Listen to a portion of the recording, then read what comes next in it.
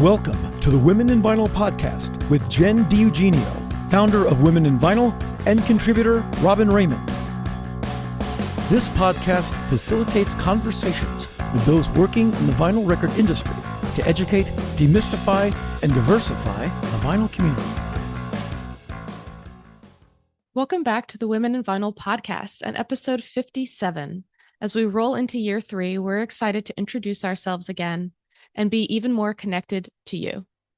While vinyl podcasts are popping up everywhere these days, the Women in Vinyl podcast stands out by amplifying often overlooked voices and diving deep into the technical side of the industry to empower and educate from people actually working in the field. We celebrate the trailblazers, those pressing records, working at indie labels, curating collections, and cutting lacquers, and more. We share their challenges and successes and highlight passion that is shaping vinyl's future. Thank you for joining us on this next chapter and enjoy the episode. And we're back. Hi. It's 2025. Here we are. Oh my God. I know, it's crazy. We took a little break, just a short one. Did we? Yeah. Kind of. In our own way. It's true. It's true. It definitely was a mental break. That's what it felt like. Yeah. It's nice when everybody else is off too, so I can actually try to unplug a bit. But I thought we could reintroduce ourselves because now we're on video. We're on YouTube. So here's our faces. There they are. So now you can listen or watch. Yeah, you could even draw mustaches on us on your little computer screen. That'd be pretty funny too. So I'm Jenn. And I'm Robyn. Hello. I mean, you've seen us on the Instagrams. You know us. Here we are. But now we're on YouTube. And yeah, there's no hiding now, Captain. So for people who don't know what you do day to day, what do you do? I mean, I don't even really know what I do day to day.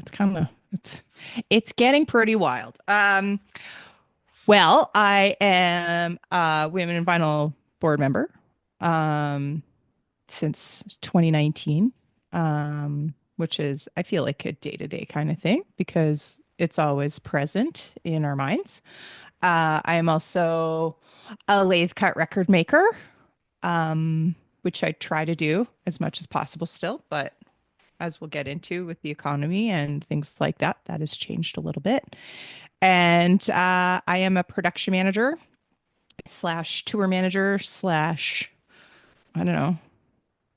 I don't think I'm an EP. Maybe I'm a technical director. Right now I'm working with the Minecraft experience, the immersive Minecraft experience. That's currently stationed in Plano, Texas. And we'll be moving that very soon. And so that has kind of taken on a big part of my life. Exciting. It's very exciting. And I mean, that's like the beauty part of the music business is that you can do all kinds of things. Also because you could never say no to anything because you never know when the work is going to stop. LOL. And we make this later. What's that? Which we'll also talk about later. Absolutely. And then we do this amazing podcast where we bring straight truth balls to your eyeballs and earballs now. Yes. And you? What about you? What do you do? Because you've got a new title to talk about. Ooh. I'm the vice president of Gold Rush Vinyl. Ew. That is one of the handful of women-owned pressing plants, and I'm down in Austin, Texas. Never thought I would live in Texas, but here we are.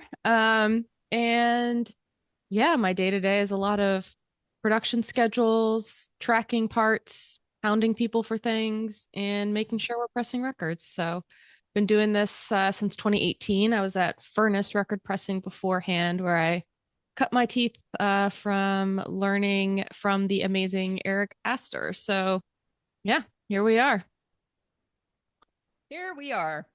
So we put out a call for questions since some people already know us, but we hope to hear from other people now that we're on YouTube as well. But How did you get started in the vinyl world? What made you think like this is what I want to dive into?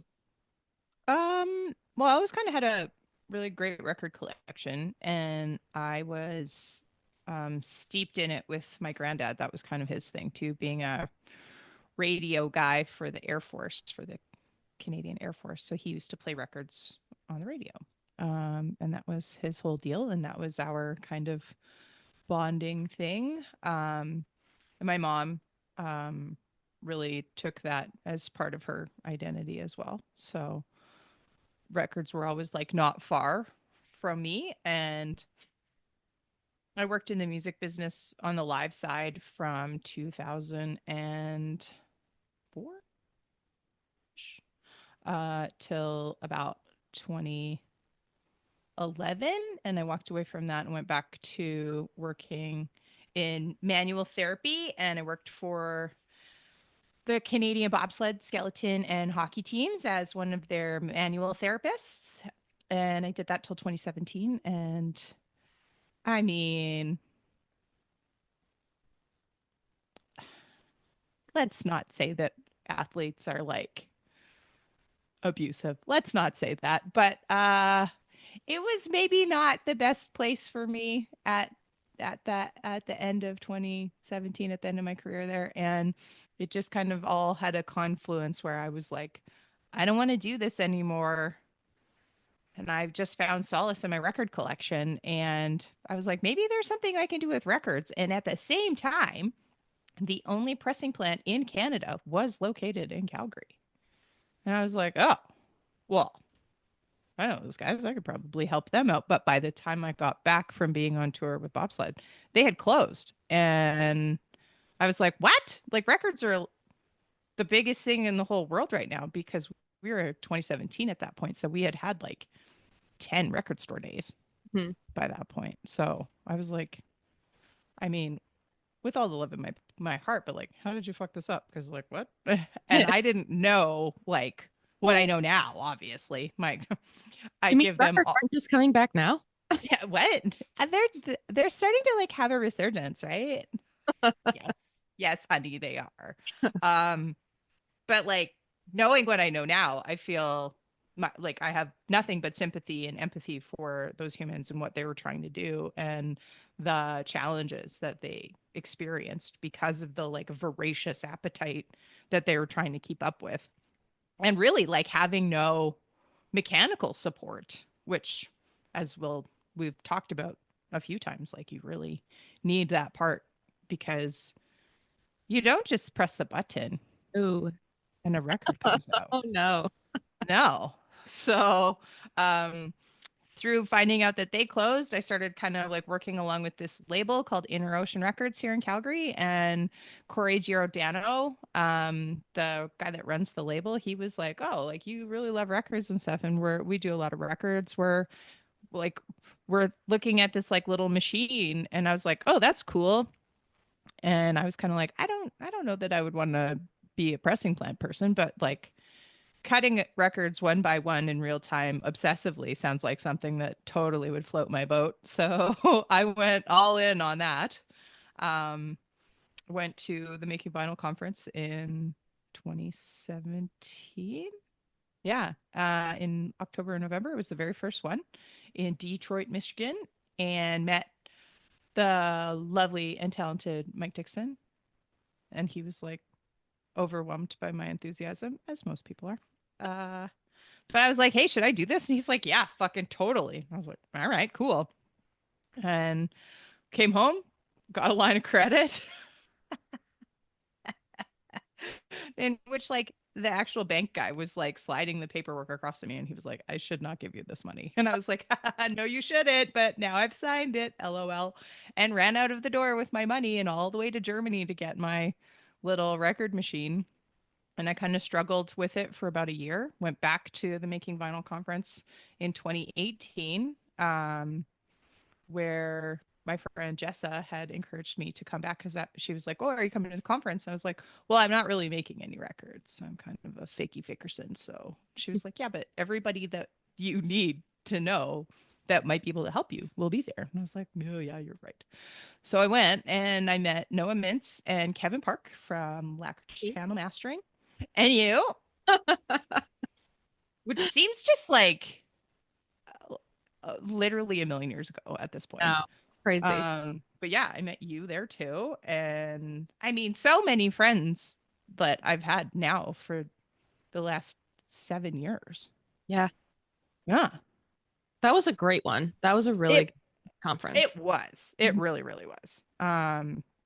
Yeah, it's crazy that you were there because it was we Hate were that. just we were just kind of just like Instagram buds at that point. Mhm. Like WIB was just like kind of a little spark in your eyeball at that Well, point. it was our very first presentation. Me, Yeah. Jet got up and talked about women in final, and it was Yeah. two of us. And yeah, they were like, "Oh, you named it after the panel that we had at the Detroit one," and I was like, "No." Of course they said that. And we'll elaborate on that more too. Uh, Ah! Um, but yeah, 2018 was kind of a banner year. I met all of those humans and you and got a job offer to move across the country to Toronto, work at Lacquer Channel Mastering, doing short run and apprenticing under the mighty Kevin Park with the Neumann. And yeah, pulled up stakes, packed everything into a little box and moved all the way to Toronto in 2019 and worked there through 2019 with like another job, which was tough. Got a job at Precision Pressing in 2020, right before the pandemic. Resigned there because I was getting way too busy with records at Lacquer Channel. And yeah, just like went all in on making records for 2020. And yeah, I think I made like 6,000 records that year or something, wow. which was Yeah. crazy. Yeah. Um, and then yeah, worked in Toronto 2020, 2021, 2022, moved back here and haven't really stopped. I mean, everybody in Toronto is like, what are you going to do for a job? I was like, well, I don't know, probably the same thing. We'll see, I guess. But yeah, that's kind of my story, I guess. Yeah. What about you? Oh, I also had kind of a roundabout way because I Mhm. was designing kids' clothes for Target and Oshkosh, and people that don't know, that's what I went to school for. So I went to school for textile design and did that until I could not. That's why our merch always looks so sick. Bro. So, Yeah, it's my time to do something that I could never have done before because I designed for the new mom who only wants bunnies and bears for some reason. And so I could not draw another bunny, could not reinvent it another year. And so I I left that and became a career advisor, which was one of the best jobs I've ever had, helping Mm. people in industrial design and textile design find jobs. And that was at the college I went to. And then Savannah was just too small of a town, and Ray and I wanted to find something else. And we moved to Nashville for a second, where he worked at United Record Pressing. Mhm. And there wasn't really opportunities for me there, and I wanted to get into it. And so my mom was like, there's a record pressing plant opening at home. Come home. And so we moved back to Virginia and started working at Furnace as they were building the pressing plant there. Yeah. And yeah, so it was a real learning experience because it was like literally just machines that they scrounged from Mexico and got refurbed, and we were trying to figure out how to do it, how to plumb them in, what it took. What it ended up taking was replacing them with Phoenix Alphas, new ones. Totally. Yeah. But yeah, lots of trial and error. And Yeah. so yeah, I mean, and it was just a perfect kind of amalgamation of all the things I did because I can combine my design with, you know, definitely advising people. Labels and artists need a lot of advising and yeah, make some records. I've always been a collector like you. It was in my family and so Yeah. Yeah, I mean, but you say collector, but I mean, you are prolific, though, my friend. I mean, I think that I've done a pretty good job, but then I'm just like, man, no, no, no, no. Yeah, it's between Ray and I, it's getting a little crazy. So I have records all over the floor in here. I need to get organized, but It the never, I mean, that part never stops. And that's coming from somebody that just like never organizes them, also. So there's yeah, definitely different organizational methods if you're new here. that. Yes. I embrace and celebrate chaos. I did, however, get some 45 boxes to put my 45s in. So Amazing. I do have that now. What about with Russell? Is he into records and like organizing them, or is he in the same kind of Oh chaos? no, he's obsessive. Yeah, no, his are like put into genre and alphabetized nicely. And he just kind of looks at mine and is just like, what are you even doing? And I'm like, you have two shelves. You stop. You stop right now. You can take that judgment and just stop it. But yeah, I mean, he's a DJ too. So Yeah. he has an appreciation for the medium, but yeah, he's still working on his collection, but he's much more organized than I am. Yeah. I appreciate him, but he also like wants to do a thing where we go on stream and like it's a title of like a thing that he wants to do every week, whereas like my girlfriend doesn't organize her records, like help us play one, and then we'll put on a like a spinner thing and like pick from this cube and like six from the left and we'll see what we get, because I mean that's kind of the way that I listen to them anyway, so why not? Well, we have a question from our friend Gary at Marshall, who's at Gluehoo on Instagram, and he wants to know, what grail do we still hunt for?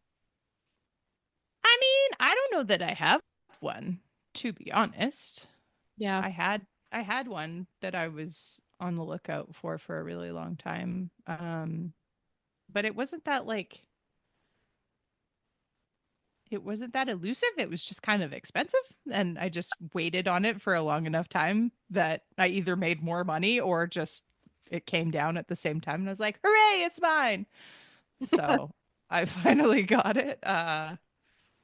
Yeah, I don't know. I know it's a hard Um, question for me now too. Like the one yeah. behind actually was my big grail, the Black Hmm. Sabbath Japanese with the obi, because Yeah. we're selling it for over $1,000 everywhere. And I was like, it's literally a piece of paper. Like I understand it's survived since the 70s, but like let's be real. Yeah. And finally I found it from a man in Japan who was as thrilled to sell it to me as I was to buy it. Oh, I love that. See, It, that's what this collectorship is all about. yeah. That's the thing.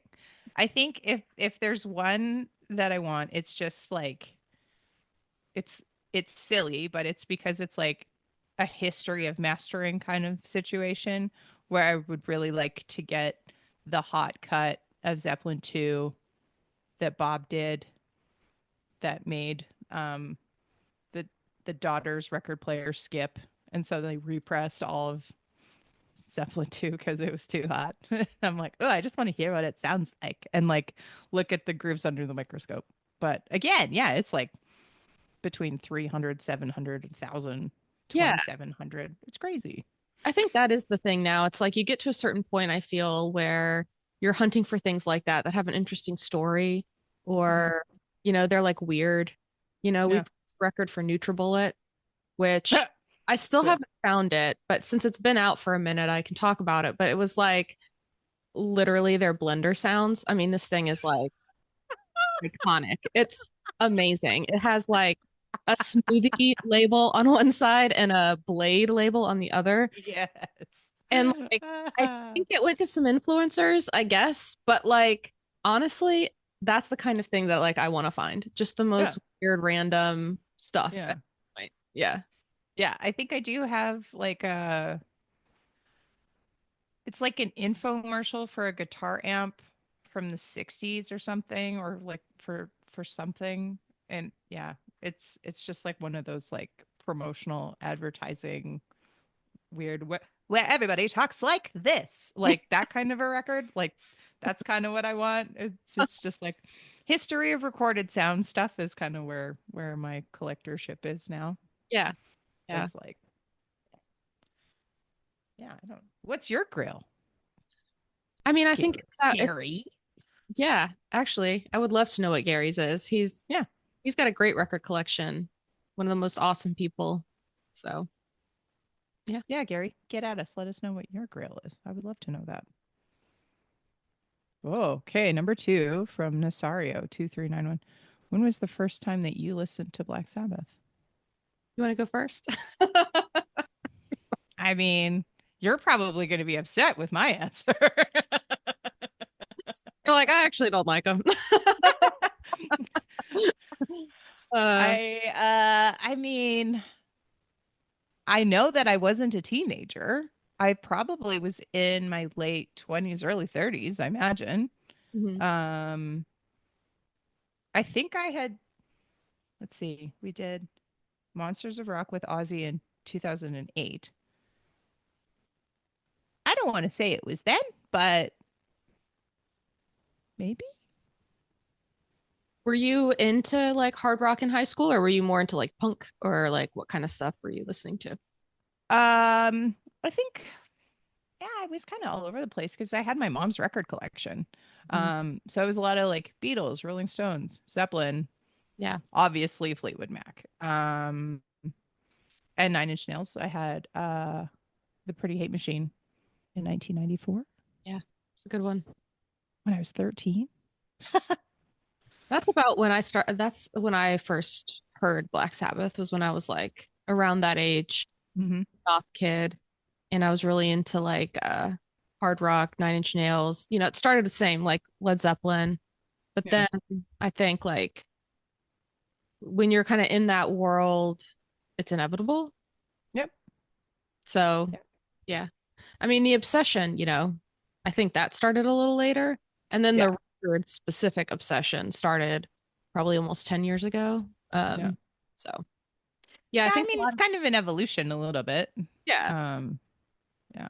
I mean, because even though I collected records, I wasn't as crazy about all the variants right away. Like I think that was something that was a rabbit hole that was discovered later. Oh yeah, when you found out that you could get more of them from other countries, and you're like, oh, hang on, wait a minute. Why are these all different? Yeah. So, yeah. Yeah. I mean that's the cool thing about like that record specifically is that there's like a bunch of different, you know, jackets and labels and whatever. But on the flip side, or on the B side, I guess,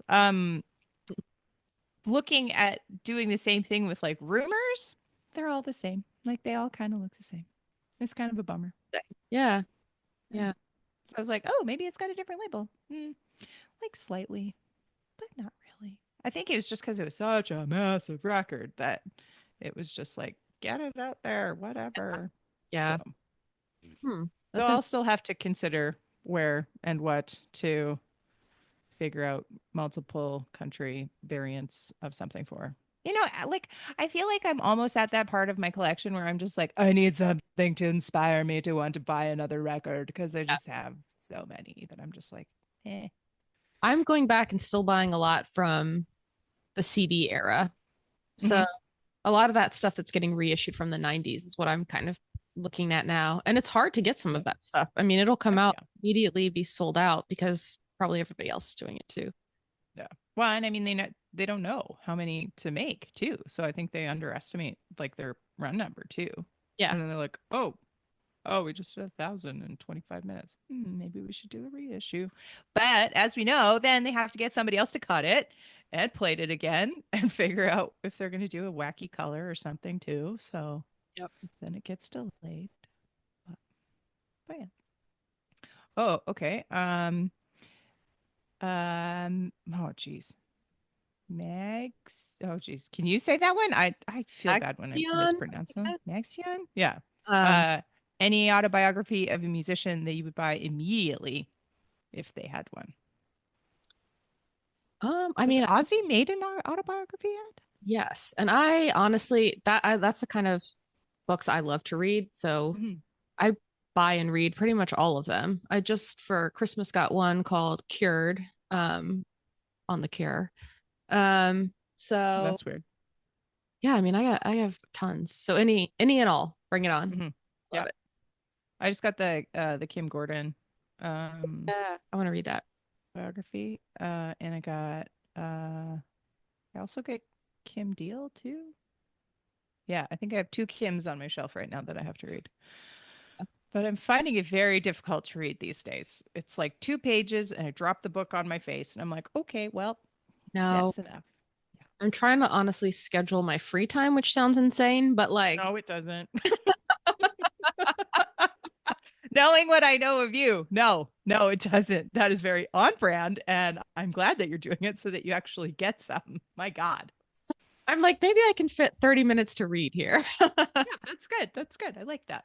I've really tried to do it like at the last part of the night so I can kind of try and wind down and be like, no, put the phone away, put the laptop away. No more working. Stop. Yeah. Yeah. Uh, Yeah. so at my greatest heavy rock vinyl wants to Uh-huh. know what year was the best for great rock albums. 77. Yeah, I think Hands seven down. for sure. Yeah. 1977. Yeah. That's when everything changed. Yeah. And then I would say the 90s, late 80s, early 90s.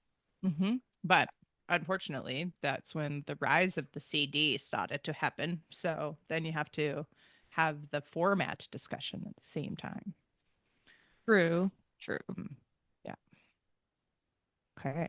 Moving on to industry insights. Johnny's Vinyl said, "Do you see more issues with color as opposed to black vinyl?" Yes, hands down. Yes. Uh, Um, Other than clear for me, especially, but I mean, also from the plant perspective. yeah, I mean, I think from the plant perspective, it's like plant to plant, QC to QC.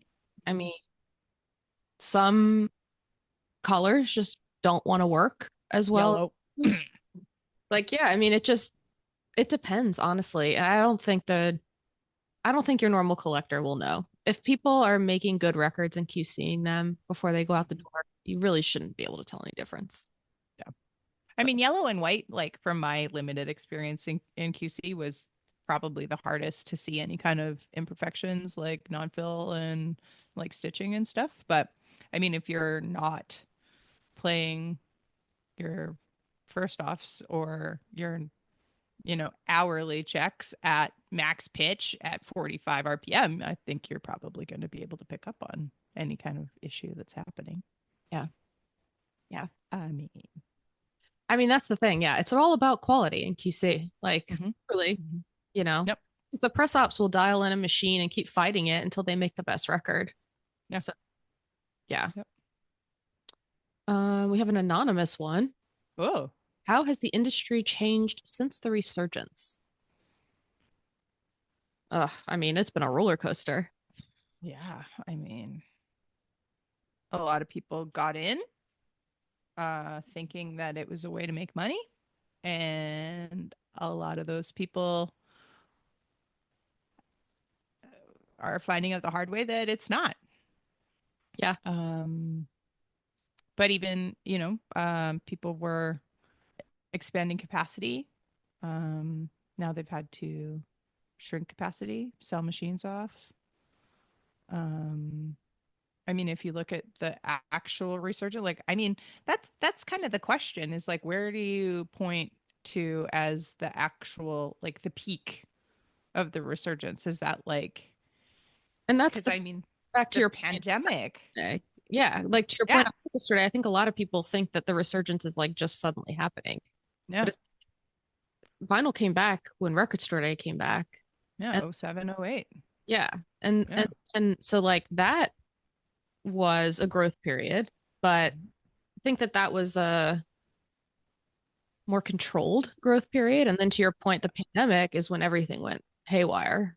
Yeah. And that was its own like little kind of, I don't know, capsule of madness Mhm. because that's when you had everybody shut in their houses, refalling in love with their music collections, or just buying turntables and, getting as many records as they could all at the same time. Meanwhile, all of the pressing plants had to try and stay staffed while everything was shut down, because we all had that kind of conversation as to whether we were essential. And I mean, if you look at sales and stuff, then yes. I mean, for mental health, absolutely. But fighting for PVC globally, when PVC and PETG are the two major plastics that are used for biomedical things, and now like every other shipping thing that we're doing in addition, increased demand on cardboard and paper and all of that kind of stuff. I mean, it's a wonder that, we actually got things out, truly. And that's, we've talked about it before. I would say like check some of our old episodes, but especially that year in review with Billy Fields that we did, because I think it really explains. A lot of people still to this day will be like, oh, now that Adele isn't clogging up the pipeline and Taylor Swift, and I'm just like, that's not it. No. So, I mean, yeah, unfortunately, I feel like people that weren't very established before the pandemic, as far as Mhm. plants go, are going to have a little bit of a harder time because it's not an easy thing to do. No. That's for sure. No, I mean, and even like on the like on the lathe side of things, people are always, especially now with the economy, Yeah. people are really obsessed with that like economy of scale situation. And you're only going to get that with a pressing plant. You're not going to get it with lathe cuts, because we have to do them one by one in real time. I mean, some cutters will do them, with two because they have two lathes. Um, and that's fine and good. But like, still, it's only two records at a time. It's not one record every 22 to 28 seconds. So now, with the continued and I'm going to say it, financial abuse of musicians by streaming services, Mm. and the rise of AI in those streaming services by labels, most of these artists don't have that kind of capital to be able to do a lot of physical product. Yeah. So my side of the business has really decreased. I mean, it's still there, and I'm still doing records, and I'm still, blessed and highly favored with the projects that I get to do. And I love all the people that, choose me to do their records. But I mean, I'm one of the most economical in North America, and I still get price matched with pressing plants. And oh, your per unit is too high. And I'm like, well, what do you want it to be? Because, plastic still costs money, and, it's all that kind of thing. So, quantities have changed, and all that kind of stuff. So there's, I think you can look at every single portion of the business and see like an arc in how it's changed um since record store day started getting hot in 2007, 2008. Yeah. And I think that goes perfectly into the next question, which was about common misconceptions in the industry. I feel like everybody that isn't in it thinks that, and I'll preface this by saying that we are very lucky and it is an awesome job and it's very cool. But I think that that's what people think, is that we all sit around and get to just listen to records all day. Yeah. And it's like, at the end of the day, it's very hard work. There's a lot of hard timelines, just like any other product that you're trying to get out, except that you're dealing with like how it sounds. Is it Yeah. cut right? Is it, is the quality good? Are people going to complain about it? How's the packaging? Like there's so many things that it's Yeah. still a job. I mean, there's a ton of stuff that comes across my desk that I'd love to check out, but I couldn't possibly listen to No. everything. No. And I mean, and other than having to listen to every single record that is on my lathe one by one in real time. Like sometimes that's the only new music that I'm going to listen to for the week, because I'm like, I'm tapped out. Like, Yeah. Yeah. You come home sometimes and you're just like, I need a minute. yeah, Like, I need quiet, and that's enough. Especially when I'm doing like those like drone ambient records that are just noise, and I'm just like, it's stressful because you think that your machine is just like getting fried, and at a point you have to just be like, Jesus, take the wheel, whatever. We're doing it, and it's fine. yeah. But but it's so true. I mean, even when I took the QC job at the pressing plant, like I thought it was going to be something that it totally wasn't. Mhm. And then having the like, I don't know, the misconception of my job at Lacquer Channel in addition. So the people that were at the pressing plant had a misunderstanding of what my job was at Lacquer Channel too. So even within the industry, there's misunderstandings of what we all do. But Yeah. yeah, it's I mean the press ops I think have one of the hardest jobs on the planet Yeah. because they have to be heavy duty mechanics. They have to understand fluid dynamics and it's a high pressure situation literally and figuratively. Um and they're not listening to music. Period. I mean, They're it's not. same thing over and over. They're looking, for large runs, they're looking at that record for days in some Yeah. cases. So, Sometimes weeks. Yeah, absolutely. And to expect them to have, you know, the mental acuity sometimes on the 10th day of that record is, you know, that's that's a feat in itself to make sure that it's that the labels haven't changed, that the font is right, that there's no spelling mistake, because that is all part of that QC team. That's press ops and QC and print guys and girls and thems and theys and all the people that are involved in all of those little parts. You know, making sure that the stampers are correct even. hmm. Oh yeah. And if you break one, then what happens? And Yeah. And I mean, even just like boilers, chillers, mhm, totally. all of this stuff is like, heating and cooling cycles. It's a harder job, I think, than people think it Yeah. is. So, Understanding weather and how weather is impacting your plant too. mhm. I mean, I was just in Texas in a snowstorm, which is hilarious for a Canadian. We have But then, weather here. yeah, but I mean, watching people just like drive around with no lights on in a snowstorm, I was like, you guys, They do not know what to do. It's no, I'm no. from the East Coast, like living down here, they are baffled. Yeah. Yeah. And with good reason. I mean, like I said, like opposite wise, like if I was coming from Texas and I came to Canada and I was like expected to drive in a snowstorm, I probably wouldn't know what to do either. But Yeah.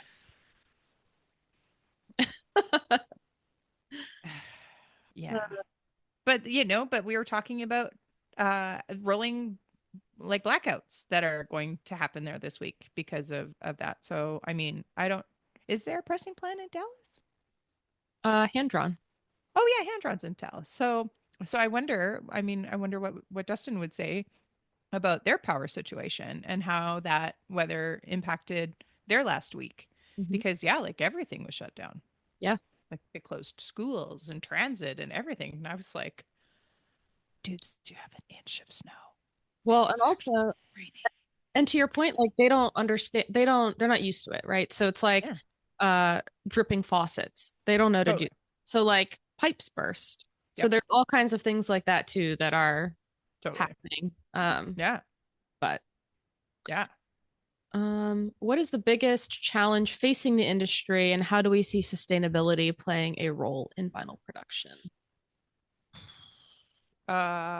Biggest challenge, I guess I would say economy, like global economy. Um, and then availability of materials. Yeah. And sustainability, I think, is part of that. Yeah. Yeah. And just again, predatory practices by streaming. Hmm. Artists aren't getting paid for money, so or getting paid for their work.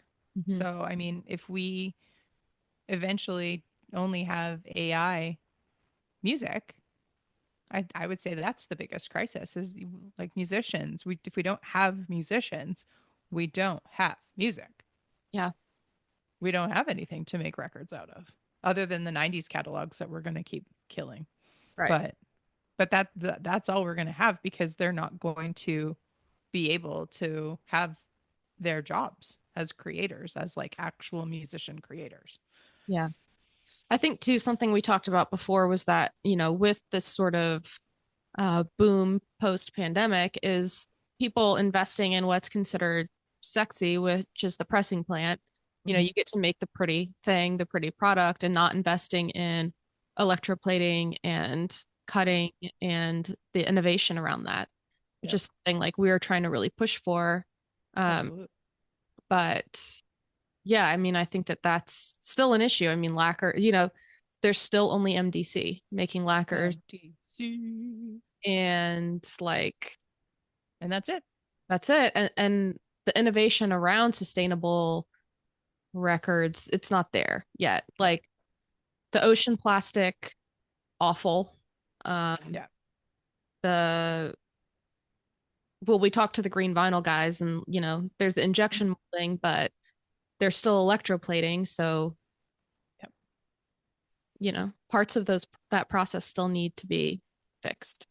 Yeah. I mean, there from the Making Vinyl conference last year, there was some innovation with electroplating, which was like um, the the sputter method, where they were coating it in a different way, and the way that the coating went on to the actual stamper used like 1/100th of the amount of chemicals, or 1/1000th of the amount of chemicals.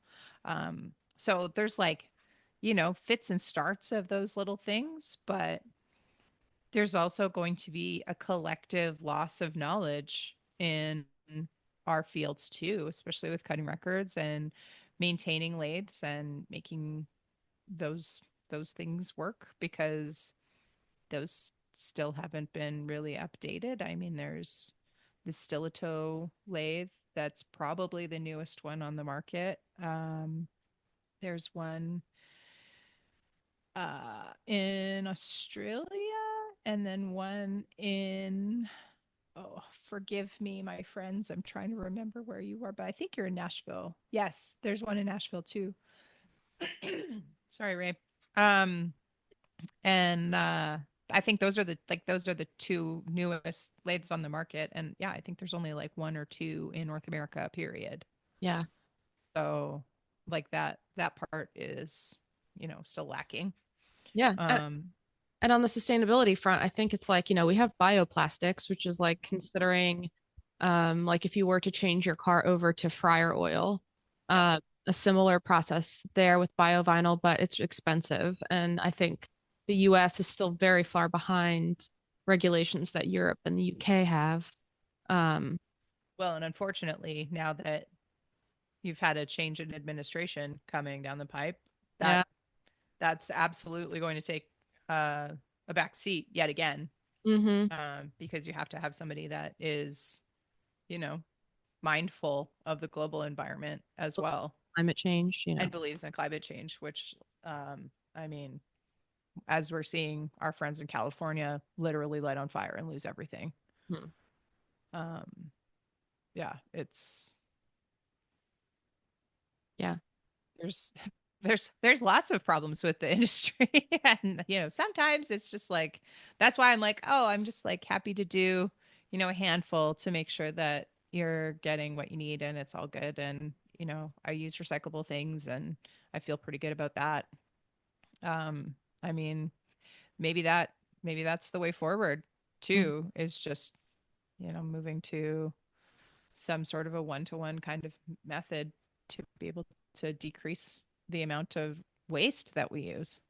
Well, and that's a good point. I think a lot of it is on the consumer, to be honest. I mean, consumers think that lathe cut records aren't as good, or consumers think that regrind isn't as good, or When you it is, and it right. is. And Yeah. that's a big problem, is that or they don't want to pay for, the eco jacket or whatever it is. Yeah. But it's Yeah. those kinds of things where it's like, if you truly want to do it, then you have to, you know, literally put Yep. your mouth is. Yeah. So You have to buy in the whole way. yeah. Yeah. Yeah. And I mean, there's just so many of the opinionated, loud talkers out there that just say like, this is the way and this is the only way, and oh my god, it's got to be 180 grams, or it's got to be this, or it's got to be that. And I mean, they just don't have any space for anybody else. And if you don't know, then you're going to listen to it and be like, oh, okay, well, why would they lie? Why would they say that that's something that's not right? but they don't want to hear it from people like us, people that look like us and have our gender and Mhm. things like that, that challenge the way that they have approached their own collections and listening environments. Yeah. Yeah. Yeah. Um, and then D. Aristar says, "Do you or you employ or your employees listen to what you produce?" Well, I don't have any employees. Um, R.I.P. Parker. Oh. He was the only employee that I had. He was my 12-year-old black lab, and he died last year, so he doesn't get to listen to any more records now. Um, but I definitely force my boyfriend to listen to the records that I make to make sure that I am not just believing in my own brilliance all of the time. I'm like, does this sound good? Like, does this actually sound good? Do you hear that? Oh my God. Did you hear that? Does it sound like this? Are you getting this like sound? And he's like, can you calm down? No, it's fine. So we trotted around two different turntables in our house to make sure that I'm not losing my actual mind. Um, but I listen to a lot of records that come out of Jen's plant. Yeah. I mean, I So, think it, if it seems like something that I would be into, hmm, yeah, I listen to it. I've yeah. been lucky enough to do some fun drag records Hell this yeah. year, so those are fun. Yeah. So, Yeah. We love those. Yeah. and employees, yeah, I think people listen to, QC might hear something that they think's cool, tell other people, and then they listen to it. Hopefully they're quality checking anyway. So, Mm-hmm. same person, how many records per day with the specification of 8 hours of work can be Yeah. can be produced on your equipment? Well, for me, if you think like 30-second cycle times, you can probably get a little under 1,000 per Is machine. that with, I was going to say, is that one machine or two? Yeah, I mean like 900 something, I guess, per machine, but then like you have to factor in waste. So you might get 800, let's say, on a great day. Yeah. But maybe 500 are passable or Yeah. whatever. So, Yeah. yeah. What about, I mean, for you, it's probably the length of the record. Yep. Yeah. Um, that's why I prefer to do 7-inch records because I actually feel like I'm doing more work. Um, I can do about again depending on side length. Um, I can usually do about 37s fully assembled in like a 6-hour day because of the ear strain. Mm-hmm. So I have to give my ears a little bit of a break, not only from the vacuum noise, because that is oppressive and never stops, and then the music as well. So, because otherwise, if you are listening with fatigued ears, then you're not going to pick up subtle distortions and things like that in the records that you're making. So you're just making scrap. So why would you do that? Yeah. Yeah. This next one is from Raylan J. First, why? Hell yeah, Ray. Mastering extraordinaire at Infrasonic in Nashville. Sweet little baby angel. Love her so much. I'm not the coolest human being. I'm not. Um, I uh, could say that right back to you. She says, "Why is Robyn the coolest human being?" And I say that like I'm not just blowing myself up. And she wants to know about mono and stereo lathe cuts. So that kind of goes to the machine.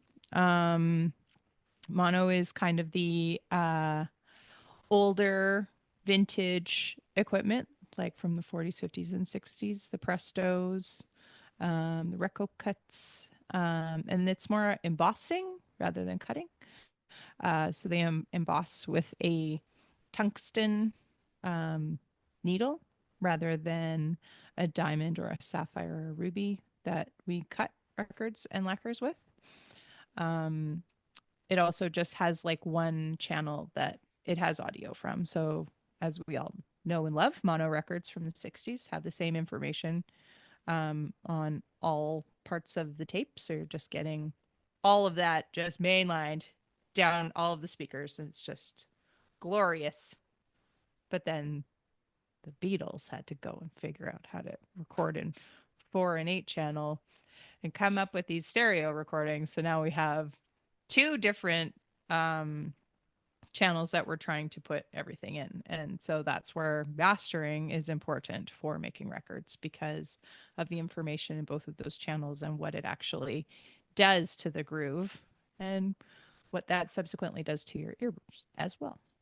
Um, so yeah, I mean, I can cut in mono if I just master it that way. And sometimes I have to if things aren't cutting properly because you get lift outs and all of those wonderful cutting things. Yeah, that I mean that's the quick and dirty way to do it. I think to explain it. Do you have any No, insight on that, Jen? No. that's yeah. Yeah, I'm definitely not the coolest, especially not the coolest in this room.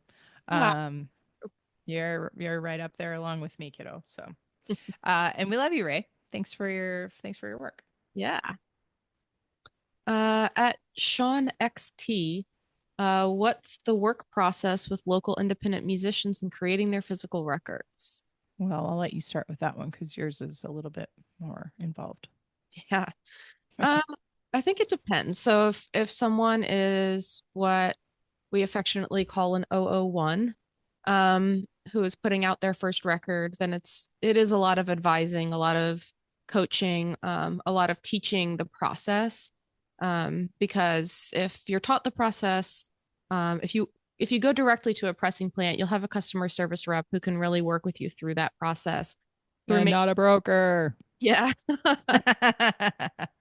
Yeah, because you want to know where your records are made and you want to, support your local pressing plant too. And um, if you know the person who you're working with, then you can ask all the questions and they'll guide you and make sure you're getting the best cost effective but coolest package for you and your listeners. So, Mhm. um, yeah, I mean, a lot of it is quoting, a lot of it is emailing. I think that it is cool when you are working with someone local and they can come pick up. I think that's always exciting for them. Mhm. And Yeah. it's fun to meet those people too. So, It's cool to put people's music in their hands. yeah, absolutely. Ultimately, like that's the best feeling ever because they're like, "Oh my God, it's real now." It's not just like this thing that this random file that I uploaded into some server somewhere, And I think that's which was something that you will probably be able to speak to too, is that like with that education component is like understanding that maybe your whole musical opus doesn't need to be put on a single record and you can Mhm. eliminate some tracks or edit yourself. Mhm. Um, People don't understand that that one groove physically has to only contain a certain amount of material. So like you Yeah. cannot fit crazy amounts of music. Um, and so that I think is part of that process. Or someone will see cool packaging. I think that's another thing. They'll see like some crazy like quad gatefold or like Yeah. cool Totally. cut something. And then you're like, well, for 200 units, that's going to run you $25 a jacket. And Totally. so, like, if you have a pressing plant customer service person that you can work with, then they can guide you to get something that will still be cool, but within a reasonable price. Yeah. Well, and then like on my side, because a lot of those like locals and independent musicians, I mean, even labels too. I don't just deal with, self-represented human beings, but there's just like a misunderstanding also when it comes to mastering and having things ready for cutting and having appropriate side lengths or the way that the side is laid out so that you have your most dynamic track at the beginning of the side and your least dynamic, most tender love song at the end of this side so that, your your grooves aren't getting so smashed together that you're getting just unwanted distortion everywhere or you're having to just compromise on the overall level of the side. So then you have the conversation of why isn't my record as loud as my digital master? And then you go, those two things aren't the same. Yep. So Yep. they never will sound the same. Hmm. This is the first time that you're ever hearing it in physical, and that's what it's going to sound like because that's what it sounds like. Yep. So there's all of that conversation too. But then just even getting down into art and like having templates and, going back and forth with like CMYK and resolution and just the parameters that you need to make a good print. And then, yeah, like, oh yeah, well, I want a gatefold. And I'm like, well, you're dealing with 20 units, my friend. Like, you're not going to get a gatefold. Yeah. You're not. Like, they just won't even entertain that conversation. So it's like managing expectations right out the gate. And then there's always the price question. Mhm. And then they shoot for the moon with their asks right out the gate. And then you have to pare it down. And then you have to pare it down again. And then it goes away for 3 weeks. And then it comes back. And then you pare it down again. And you change it again. And it's just kind of having that understanding that you're making a physical product and we all want it to be the best that it is. But they're not cheap. Yeah. In any way that you do them. They're just not. Yeah. So, I mean, if you're trying to make a lot of money off of your physical product, like it's not going to happen. And on the back side of that, like being someone who counsels and mentors some of these independents, I'm like, I'm sure you're brilliant, but is this your first record? Yes. Then you don't want 100 copies. Mhm. I guarantee you, you do not want 100 copies because you are going to be looking at your abject failure in your basement for the next 5 years of your life.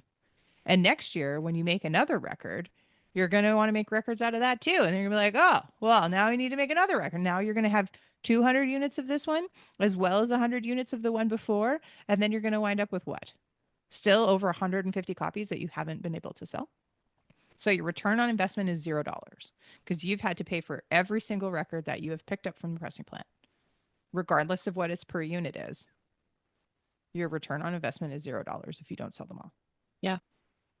And when you have to start discounting them because you've got a second record out, then what happens? Mhm.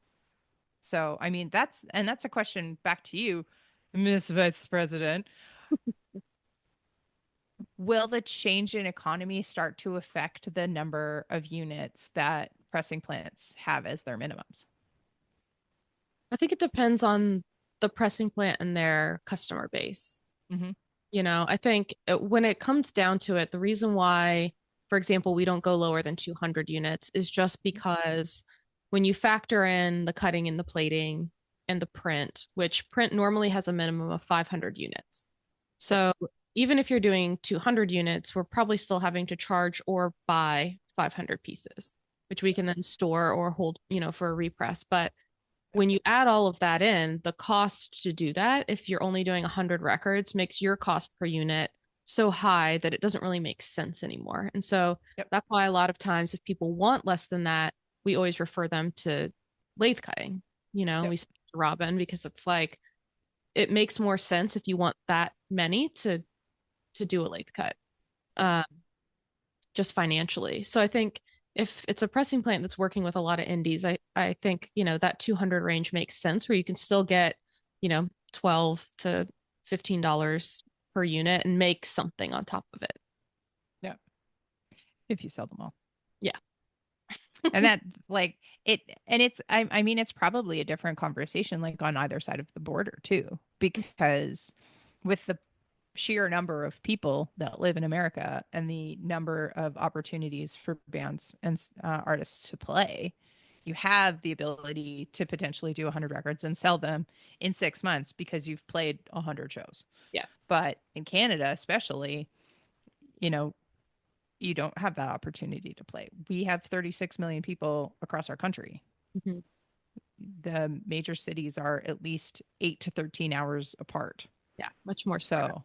Yeah. So if you're touring, and then again, like, yeah, if you're touring, are you bringing 5 boxes of vinyl with you, or are you bringing a drum kit? Like, those are the other questions too. Sometimes it is easier to do CDs, and it's totally fine. You can do that. And I think the frustrating thing working with some labels is they just go to cheapest, So it's like they may go to a GZ company, or and a company like that, an independent small business like Gold Rush or Furnace or Gotta Groove or any of the Cascade, like those are all independently owned Yep. And so we can't compete with people who are getting print from overseas and Yeah. it's cheap. Totally. And Yeah. so I really think, again, it's like support quality, support local, support people that are those small businesses. Hmm. Because they're the ones that are keeping everything going. I mean, really, Yeah. Yeah. let Especially in your town. yeah, like Yeah. let Yeah. easy, big, massive, or like United or Memphis or some of those plants that have like hundreds of machines, let Yeah. them do those large runs. Yeah. And then like if you're pressing 1,000 to 5,000 or less, even Hmm. use a smaller pressing plant. It's a big job for us in a good way. Yeah. We can get it done quickly for you. It might be a little more expensive, but it's going to be good quality. Yep. And we don't ever put majors ahead of, Independence. and I think Yeah. that's a complete misconception too. Absolutely. And I mean, the other side of that too is how many actual artists are employed at places like pressing plants. Totally. So, I mean, you're reinforcing the community and the scene right there Yeah. as you're, getting your records placed. It might be your friend Steve that plays bass in that band that your band always plays with. Mhm. He's making your records. I mean, and what a great story. Yeah. That rules. Yeah. So, so yeah. Okay. From D Airstar again. This one I don't know. How long does it take to make a vinyl flow plate? Maybe they mean just like a stamper. Stamper? How long does it work in time or quality? I'm guessing a stamper. Yeah. So this is something I think that, Robin and I want to cover when in another episode. We did a vinyl 101 as our second episode ever. Hmm. And Yeah. if you go to our website, we have a start here button, and I highly recommend listening to that. But um, we'll do a video component at some point to really Yeah. share those things better. But terminology is really important, and you don't know what you don't know, but Yep. that helps in communication through and correct information. So I think what we're talking about is a stamper, which um, I was just explaining the whole thing to someone the other day, and I was like, here's our infographic because Or is it it a lacquer? maybe so your We we can talk about both. Talk about the stamper though. so your lacquer's cut first, then it Yeah. goes into electroplating where it's sprayed with silver, goes into a chemical bath where it grows a father/stamper onto it. If it's a one step, that first plate gets used in your machine as your stamper. If it's a two-step plate, then the other side of it is your mother, which then can make more stampers. And if it's three-step, then you save that first stamper, you make another stamper from the mother, and then that goes to the pressing plant. So it's very confusing. That is the like quick and dirty of how Yeah. that works. And But usually stampers will last between 500 and 1,000 yep. stamps. Yep. Mhm. But Depending. they are considered consumables. So like you Yep. could put on machine, it could break. Yep. If you're working with And a they do. plant, they'll replace it if they broke it. So Yep. It'll yeah, get broken. It can get scratched just like a regular record, even though it's made out of metal. yeah. Um, if you're asking about lacquer, which is the master, uh, it works until it's plated and then it is destroyed in that process. So um, that's it. If unless you're getting a dub plate, Yep. which they do, I mean, sometimes they still do for people, but now that all of us lathe cutters are around, usually are foregoing the dub plate for a plastic version so that it lasts longer. Um, if you were to play a lacquer or a dub plate, you would get maybe 100 plays out of it, but every single time you play it, it's going to degrade in quality and longevity. So yeah, I mean, let us know what which answer was right, Yeah. which answered your question, I guess. And then we can expound farther if we need to. I do have a box of stampers and lacquers and everything to do story time when Yes. we delve into that. So that's Yeah. all good. Our next question is from Glesclo. G Lesclo. I'm not sure. Why do some brand new vinyl records sound distorted when I play them? You want to take that one? Because they are distorting. I mean, it can be a myriad of things. Mhm. It can be your playback equipment, Yep. which it usually is. Yes. It can be a pressing issue, which it usually is not. It can be a cutting issue, which sometimes it is. Um, I mean, sometimes that record was not cut by a human being, that was cut by a machine. So they're not going to know the difference because they don't care because they're robots. And sometimes Um, the plant or band, or not the plant, sorry, the band or label will say, you know what, time is more important than a yep, recut. just do it. Because if we get all the way to test pressings Mhm. before somebody notices that there was a distortion in the master or the cut, then we have to go back to that cut and start over. So going back to the question about time, it usually takes about a week in cutting, 2 weeks in plating, and then a week or two at the pressing plant to get pressed, QC'd, and shipped to you for a test pressing. Yeah. So if you consider about 5 weeks for a test pressing, let's say some people might be faster or slower, then a band or label might be like, my release show is more important. It's fine. I can live with it. Mm-hmm. So, but I agree. I feel like it's probably playback. Yep. Sometimes, like, I mean, majority of the time, I find that it's playback, but um, yeah, Just depends. Yeah. I mean, it can be just like bad mastering. It can be a bad recording Hmm. too. Like it can be an issue at every single one of those steps, but generally, it's not a pressing plant issue Yeah. if it's distortion. And I mean, that's one of the things that always kind of drove me crazy at working at the record store because people would be like, "Oh, well, it sounds terrible." And I'm like, "Oh, wow. Let me just put it on this trusty Tech 12 here and we'll see how it sounds." And I mean, like the record store playback system was nothing revolutionary. Mm. No, no, no. But I mean, it did the job for sure.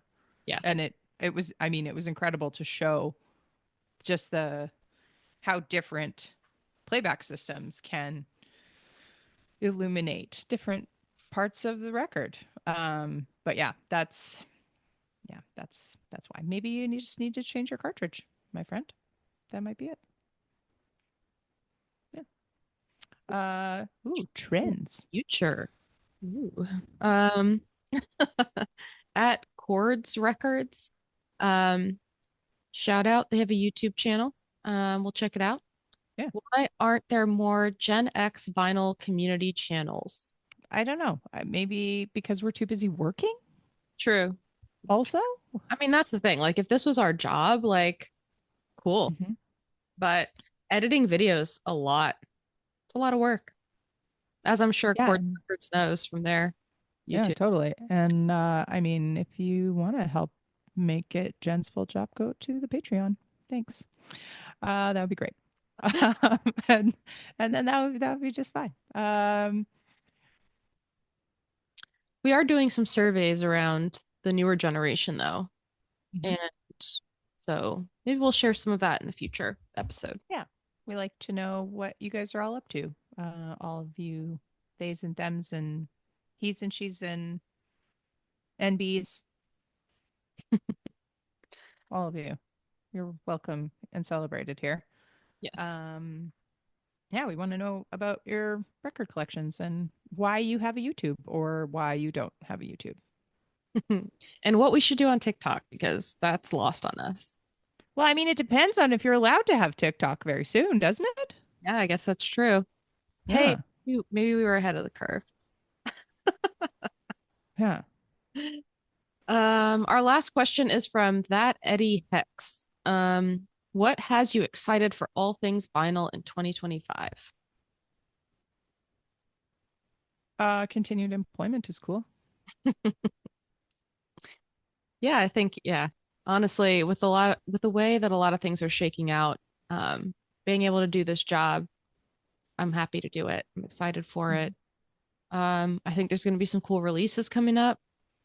Um, Yeah, I've that got the aren't. 70th anniversary of Godzilla coming, so that's cool. Yeah. I'm excited to be Um, speaking in Japan. That'll be cool. yeah. Yeah. All things vinyl in Japan will be very cool. And Women in Vinyl will be doing some cool things. Check out our favorite things resource on our website.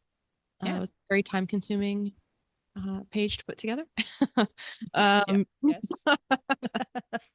um, and we will probably be continuing with some more info sessions with a different twist this year. We have a whole new board of amazing humans. Totally. Yeah. So very excited for what they have to bring. Yeah, and the podcast, I mean, we're here. We're excited to be more connected with everybody here and expanding our podcast because there are vinyl podcasts popping up everywhere, but we are industry. Not going to talk about that. Nope. Nope. But we work in this field and we're a safe space to ask questions, even silly ones. So, Love silly questions. Oh my God, give me a silly question. I love a you silly know, question. I think, I don't know. I guess it's because maybe we are women in vinyl that people think they can't listen if they're a man. I don't know. I know that all of you guys that are listening know that that's silly, but I don't know. Yeah, we welcome you here. Everybody. Yeah. Yeah. Yeah. Yeah. We're just the gals telling you the facts. Yeah. Because she's a boss and I'm a boss. And so we don't have to worry about anybody getting above us and saying that we're wrong or that we shouldn't say things like that on the internet. Yeah. Head wag. 2025. I mean, yeah, I think what we're doing, I think this year is the most exciting part for me. Yeah. Um, while we just kind of disregard all of the imitators and keep forging the path that you started back in the day. And we've got some interesting ways that we're going to enrich and continue to engage with the community that will be coming up pretty soon. So keep your peepers peeped because that'll be cool. Um, yeah, just trying to be the change. Yep. Yeah, or continuing to be the change, I guess. Yeah. Over here in our little corner. Yeah, or live from a airport near you, as might be next weekend. Yeah. So thanks everybody for sending in your questions. Really appreciate all of your thoughtful prompts. Mhm. But we want to know in the comments down below, because now that's a thing. Yeah. We want to know what you think. What makes you excited about 2025? Is there some record that you are on pre-sale for that you were just like, when is it gonna ship? What? When am I gonna get it? When? Because we just had a postal strike here in Canada, so All that. Yeah. we'll be getting all kinds of packages hopefully soon, which is great. Um, yeah, what would you like? What would you like to see on the tubes now from these delightful millennials that are your new best friends? Like, subscribe, do all Yes. the things. Join the Patreon, patreon.com women in vinyl to get the newsletter and all of the things Yes. to be first first first knowing on all of the exploits of your two besties Exclusive in the merch. vinyl space. Yeah. Yeah. And as we Oh, baby. to No bunnies, no bears. We promise. and as we continue to do some of the things that Robin mentioned to come, Patreon will be the best place to link in to some of those things. So, Yeah, and if you want to get involved, that's the best place to start. yep. Tell us about your favorite record store. Yeah. Yeah. Tell us about your grail. Gary.